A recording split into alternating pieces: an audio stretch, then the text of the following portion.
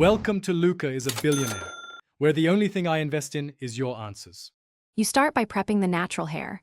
Wash, detangle, and lightly moisturize so the hair is pliable. Once done, part straight rows with clips and choose the size of each section based on extension thickness. Smaller sections give a natural result.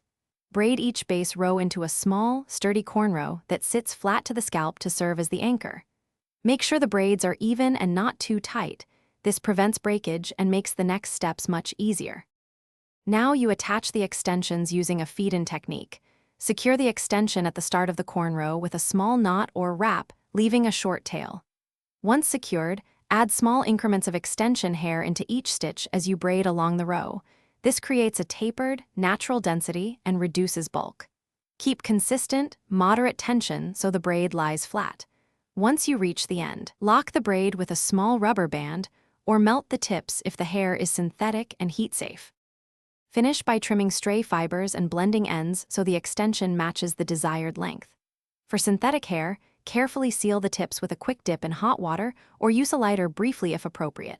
For human hair, apply small amounts of styling gel to set edges.